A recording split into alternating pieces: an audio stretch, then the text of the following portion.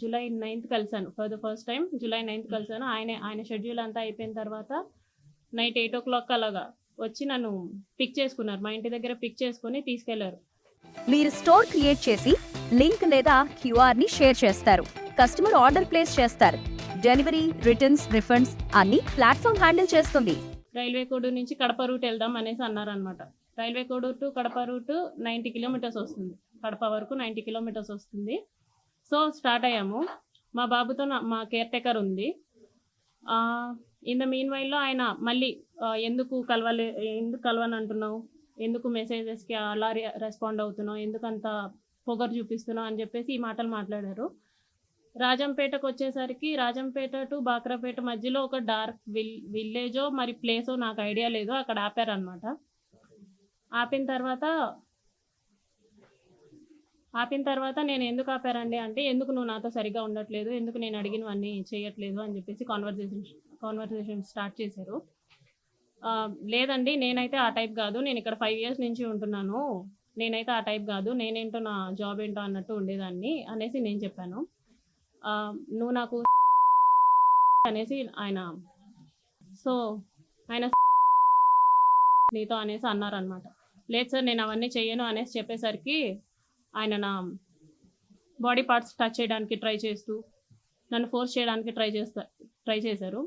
Car door open చేసేలాగా నా జుట్టు పట్టుకొని ఇలా లాగారు, ఎడ్జ్ ఆఫ్ మై హెయిర్ పట్టుకొని లాగారు అనమాట. నా ఫ్రంట్ సీట్, నేను ఫ్రంట్ సీట్లో కూర్చున్నాను. రెక్లైనర్గా బెండ్ చేసేసి నా మీదకి వచ్చేసి నేను అరవబోయాను, ప్లస్ చేతులు ఇలా పట్టేసుకున్నారు. 2 చేతులు ఆయన ఒక చేతితో ఇలా పట్టుకున్నారు, కొట్టారు ఫోర్స్ఫుల్లీ. నా himself onto me for the first time. అయిపోయిన తర్వాత నేను భయపడిపోయి నేను వెనక్కి వెళ్ళిపోయాను. ఆ మధ్యలో నేను వెనక్కి వెళ్ళిపోయాను. ఆ సీట్ ఈ మిడిల్ ఆఫ్ ద సీట్ ఉంటుంది కదా, దాని నుంచి నేను వెనక్కి వెళ్ళిపోయి నేను వెనక్కి కూర్చున్నాను. ఆయన డ్రైవ్ చేశారు, మా హోమ్కి డ్రైవ్ చేశారు. నేను దిగిపోతున్నప్పుడు చెప్పారనమాట, చాలా చాలా చేస్తున్నావు, ఇక నుంచి అట్లా చేయొద్దు, నువ్వు నా మాటే వినాలి, నేను చెప్పినట్టే చెయ్యాలి, మీ హస్బెండ్ నిన్ను పట్టించుకోడేమో, నేను 1000 times ఎక్కువ పట్టించుకుంటాను నేను నిన్ను, సో నేను చెప్పినట్టే చెయ్యి, ఇది ఎవరికి లీక్ చేయొద్దు అని చెప్పేసి ఆ టోన్లో నాతో మాట్లాడారు. నేను దిగేశాను. For the first time on July 9th నేను కలవడం జరిగింది. దాని తర్వాత ఒక 2 days గ్యాప్ ఇచ్చి మళ్ళీ స్టార్ట్ చేశారు, కలుద్దాం, మీట్ అవుదాం అని చెప్పేసి ఈ type of messages, video calls ఆయన కంటిన్యూస్లీ వీడియో కాల్స్ నాతో చేసేవాళ్ళు. ఆయన ఏం చేసినా సరే నేను అతనితోనే ఉండాలి అనుకునేవాళ్ళు అనమాట.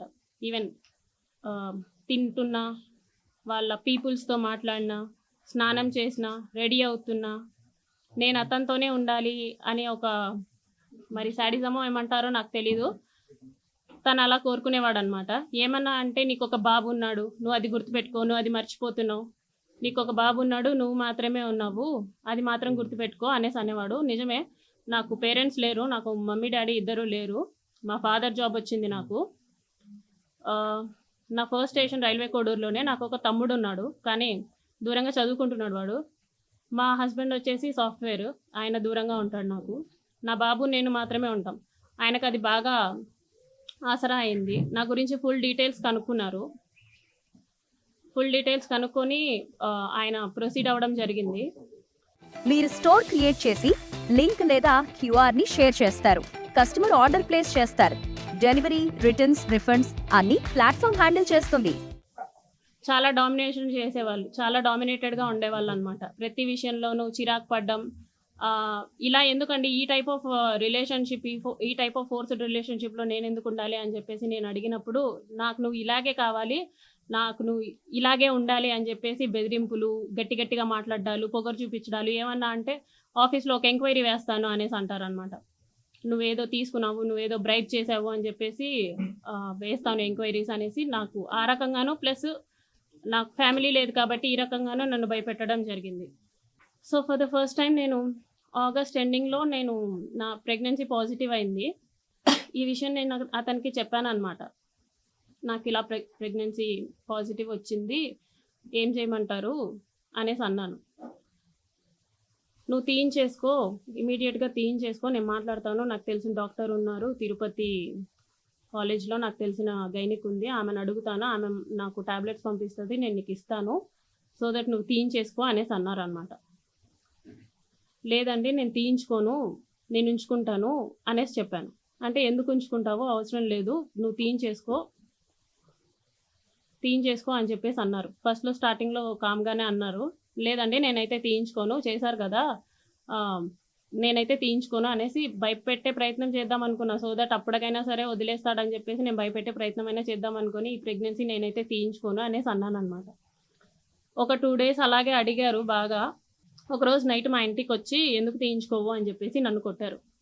నువ్వు ఎందుకు తీయించుకోని అంటున్నావు అంటే, కారులో తీసుకెళ్ళడం మానేసి డైరెక్ట్గా మా ఇంటికి వచ్చారు, కార్ పార్క్ చేసి, ఎందుకు తీయించుకొని అంటున్నావు అని చెప్పేసి, మా బాబు నిద్రపోతున్నాడు, అప్పుడు నన్ను కొట్టారనమాట, ఎందుకు తీయించుకొని అంటున్నావు అనేసి. లేదండి నేను తీయించుకోను, మీరే కదా చేశారు, సో నేను తీయించుకోను, సమాధానం చెప్పండి అంటే, సరే మీ హస్బెండ్కి డివోర్స్ ఇచ్చేసి నేను నిన్ను పెళ్లి చేసుకుంటాను, ప్రస్తుతానికైతే తీయించుకో అని చెప్పేసి నార్మల్గా అష్యూరెన్స్ ఇచ్చినట్టు చెప్పారు.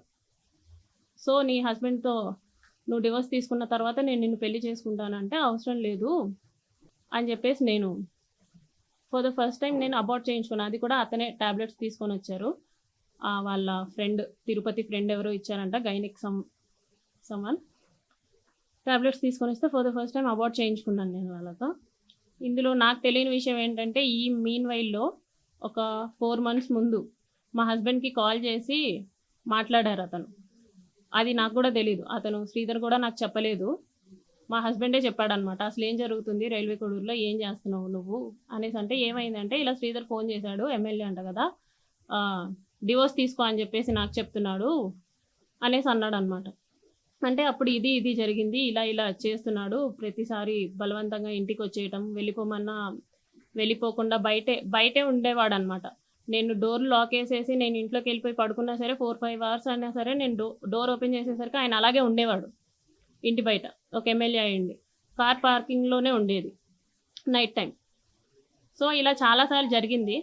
ఒక్కొక్కసారి బాగా కొట్టేదాన్ని, ఎందుకండి ఇలా చేస్తున్నారు అనేసి. అతను నన్ను చాలాసార్లు కొట్టాడు, నువ్వు నా మాటే వినాలి, నువ్వు నాకే ఉండాలి, నేనైతే పక్కకు పోను, నిన్ను పక్కకు పోనివ్వను, ఏదైనా ఉంటే నీకు ఆఫీస్ పరంగాను ఇంటి పరంగాను ప్రాబ్లం అవుతుంది అని చెప్పేసి ఈ టైప్ ఆఫ్ బెదిరింపులు నాకు ఇచ్చేవాడు అనమాట. ఏమన్నా అంటే, నీకు 3 years బాబు ఉన్నాడు కదా, నీకు 3 years బాబు ఉన్నాడు కదా, చూసుకో అనేసి ఈ టైప్ ఆఫ్ మాటలు మాట్లాడేవాడు అనమాట. హోమ్ మేకర్ అయినా, కంటెంట్ క్రియేటర్ అయినా, కిరాణా షాప్ ఓనర్ అయినా అందరికీ సమాన అవకాశం.